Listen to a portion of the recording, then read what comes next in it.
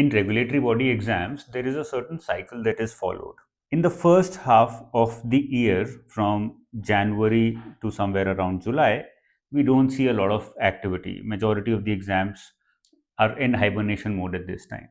So this is the time of preparation. But as you move ahead from August to December, we see too much activity. Therefore, this is the time of performance. Now, what I want to discuss in this session is how and why you need to manage multiple exams in this financial year, in this year of 2025. How can it benefit you? But more important than that, how can you actually manage multiple exams in 1 year or in these 6 months? That is more important. तो सबसे पहले तो हम ये समझ लेते हैं कि भाई कौन कौन से एग्जाम्स हैं that are coming up. So what all exams are coming up? First, let's try and understand that. Number one, we have RBI Grade B exam. We might also have Grade A in the future, but nobody knows anything about that, so I don't want to vouch you to vouch on that. We have NABARD examination, which is expected somewhere in October, November.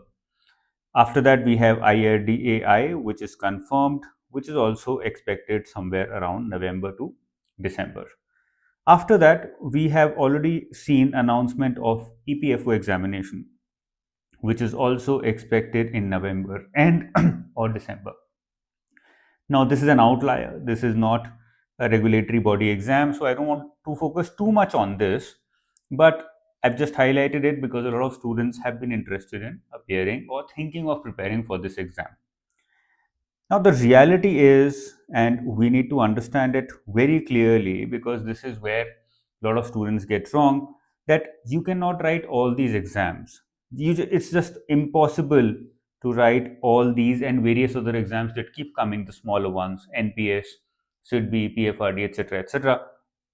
You can write these exams, but you can't thoroughly prepare for all these exams. You have to pick your battles, which means you have to try and decide, okay, these are the exams that I'm going to focus upon, and these are the exams that I'm going to lose or ignore or just go and write without any prep. And this is purely based upon your strengths and weaknesses. Okay, nothing else decides this because your ultimate objective is to clear these exams. And you can clear these exams, any one of these exams, only when you're strong at it, stronger than the other person out there. So you have to understand, identify your strengths, your weaknesses, and decide, okay, these are the exams that I'm going to write because my strengths outlive my weaknesses here. Now, there are different possibilities that arrive. Let me help you understand these possibilities so that using those possibilities, you can try and tackle multiple exams together. The first possibility, which is the most obvious one, which has been going on for years now, is RBI and NABARD. Students have been preparing for RBI and NABARD for the past 7-8 years. Now, what happens when you prepare for RBI exam? Let me guide you. Quant, reasoning, English, these three subjects completely overlap, and that is an advantage for you. When you prepare for them only once. RBI QRE is of a higher level, so you prepare for QRE of an RBI level, you're automatically prepared for NABARD level. ESI is one other subject which is also exactly the same, so there's a complete overlap here. So in these two areas, you know that there's an overlap, so I study for one exam and I'm automatically prepared for the other. But there are also some other subjects which are not overlapping, which you have to study separately. There is finance, there is management, there is agriculture, and there is rural development. Rural development is comparatively very small, probably 5, 6, 7 days, and you're done with rural development. Okay. Finance and management is going to take a minimum of 1.5 months, and similarly, agriculture and rural development is going to take another 1.5 months. Now, when I say 1.5 months, it doesn't mean that you're studying 8 hours every day for 1.5 months and then you cover it. Probably 3 to 4 hours every day, 1.5 months, you should be able to go through one reading of it. Now, how do you make this possibility possible? How do you use this possibility if you are thinking of preparing for RBI and NABARD together, both of them are pending, then your first objective will be to cover these overlapping areas, because even if the notification comes out, and because we've already done with this and a lot of students have not even started with their prep, you want to be efficient. How can you be efficient? By giving this priority 1, which means you first cover QRE and ESI if you're preparing for both the exams, and once you're done with majority of them, then you start these subjects: finance, management, agriculture, rural development, one subject at a time. One subject at a time. That's very important. You first cover, let's say, finance, then you move to agriculture, then you cover rural development, then you cover management, something like that. So that in the meantime, if at all the notification comes out, you're done with a lot of stuff which is going to be helpful in both the exams. And in that short time span, you can stretch yourself and try and cover whatever you can through reverse learning or various other methods, revision classes, etc., etc. These non-overlapping subjects as well. Okay, so this was possibility 1. Let's come to possibility 2, and I'm going to talk like this, all the possibilities that lie in front of you, and they're going to be very interesting.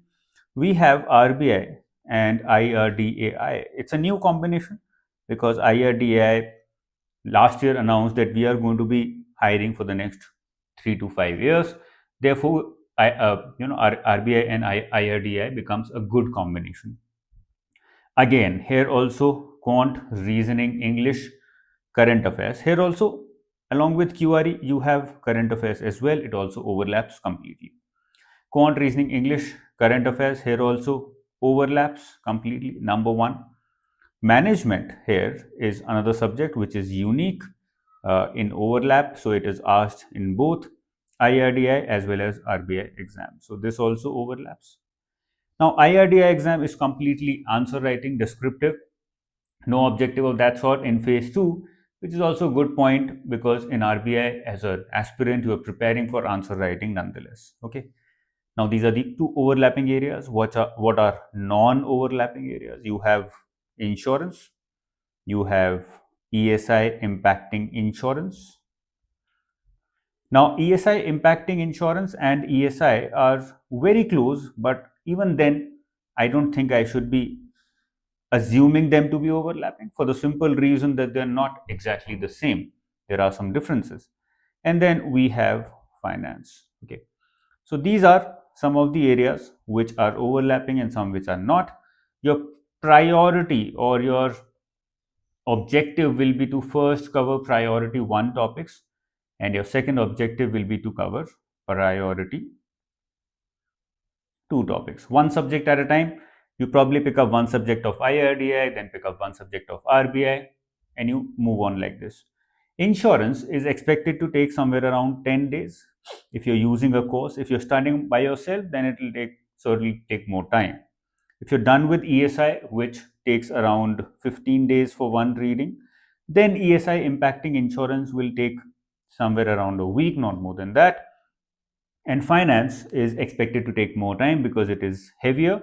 So somewhere around a month finance will take. So about 2 months you need in order to prepare the non-overlapping areas. And the overlapping areas, there is no timeline because some students are able to improve in QRE very fast. Some students take a lot of time.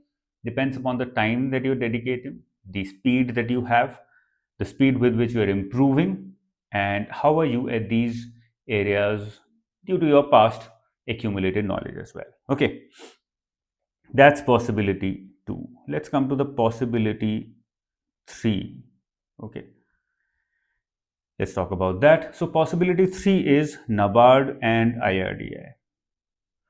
Now, I'm not a big fan of this combination because there are very less overlapping areas and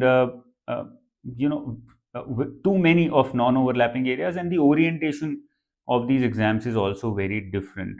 So I don't think it is desirable according to me, but I'm also human, so I can be wrong. You can take your own path.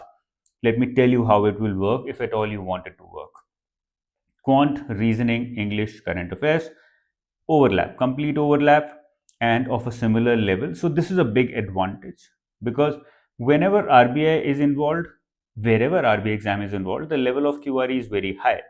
But if you have been very weak in QRE and you don't expect yourself to improve too much, and it's completely okay if you're not able to improve, then these two exams give you an opportunity to be fine with QRE and still crack these exams. Okay.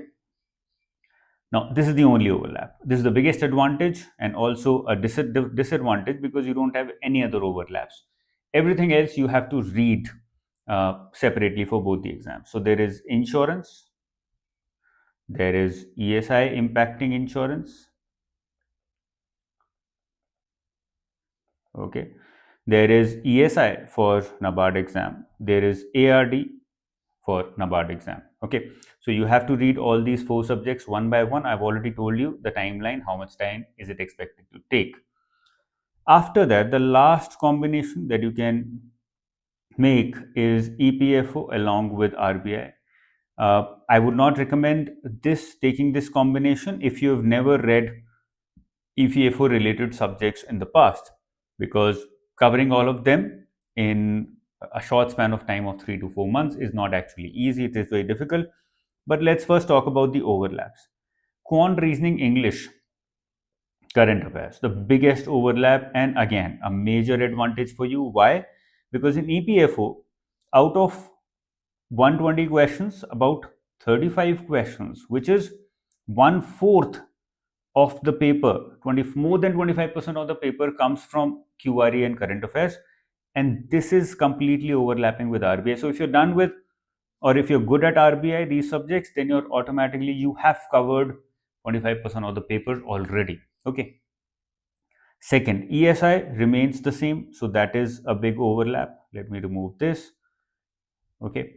In ESI, in EPFO, you have around 8 to 10 questions being asked, another 10%. So another 10%, 10 questions, 10%. So 35% of the paper, you are done with RBI. The challenge lies in the remaining 25% of the paper. It's not easy, I know that. And I would also not advise you to jump into it without understanding the problems that you're going to face. Finance and management, these are 2 subjects that are completely dedicated towards RBI examination, has nothing to do whatsoever with EPFO exam. Okay. So we are done with RBI exam, QRE, current affairs, ESI, finance, management. Now, EPFO subjects, what all will you have to cover separately, read separately? The list is actually very long. If you've not been a UPSC aspirant, then these are the areas where you will face problems or where you will actually struggle. Okay. Constitution, science and history. So 10% here, 10% here, and 5% here.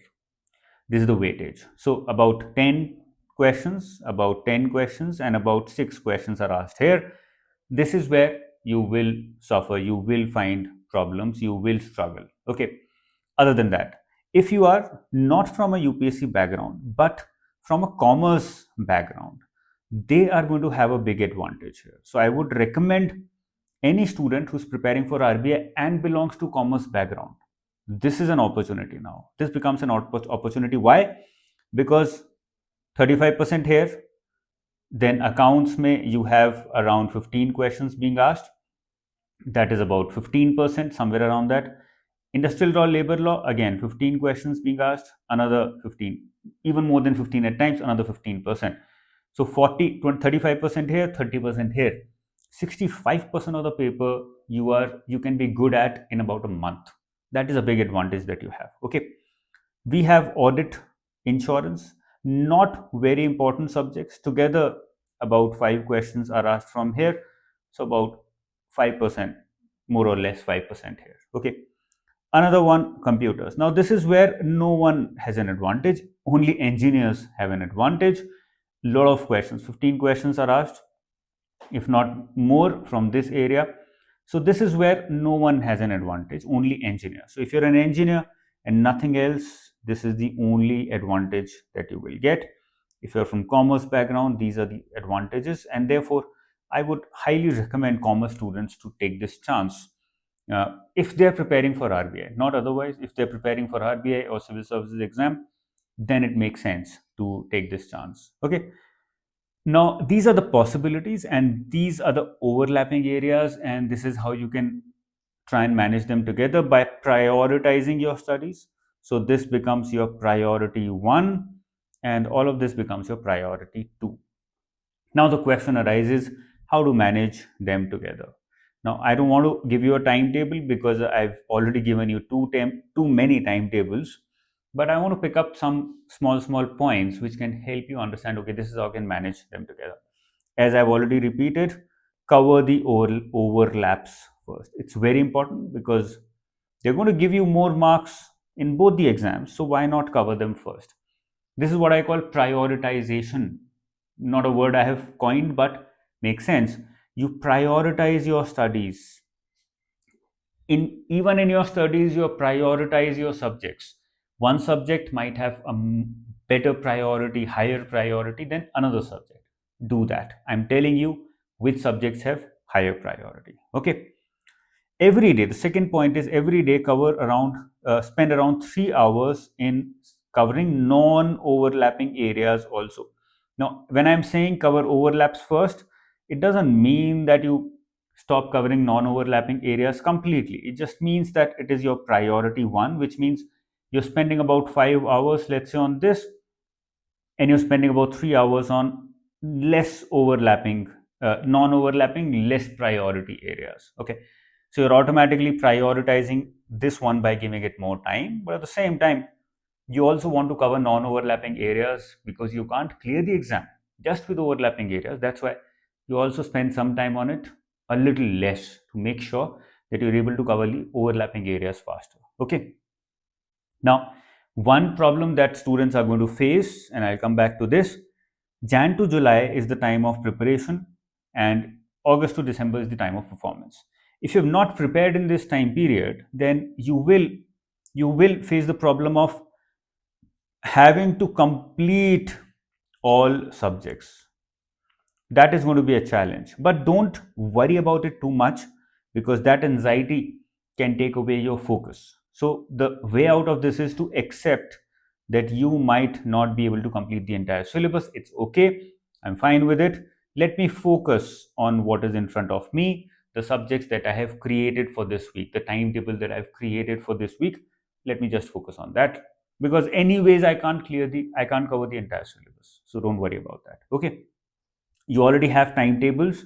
I've also given all the timetables in the description here for RBI, NABARD, IRDAI, EPFO. Just mix up those timetables together and you will be able to easily create a very good timetable. Okay. The fifth point that you need to keep in mind and do it regularly is to keep identifying and keep telling yourself, okay, this is the importance of this falana subject, so let me give it more time or less time. And the best way of doing that is previous year papers. So whether you're going through RBI syllabus, NABARD syllabus, EPFO syllabus, go through previous year papers. They'll give you a very clear understanding, okay, which one is more important, which one is less important. If you're not yet done with the more important subject, cover that first. Once you're done with the more important subject, then you cover the less important subject and know for yourself what is the importance, what is the weightage. Just like I told you, the weightage of history, science, constitution, etc., etc. Know it clearly in advance so that you allocate that much time only. You don't allocate one complete month on history. Although it needs 1 month, but you can't do that. Out of 4 months, which is about 160 days, you can maximum time that you can allocate is 10 days, not more than that. 10% of 100 days. 60 days you want to keep for revision as well. So about 100 days, 10% of that, 10 days. That's the maximum time I can give to history, unless I can take out time from other subjects that I know very well or too well. So I can probably spend less time on those subjects. Okay. So this is how you can manage writing multiple exams together. I would not recommend preparing for more than 2 exams. That is the max. You can also limit yourself to one if you want. There's nothing wrong with that.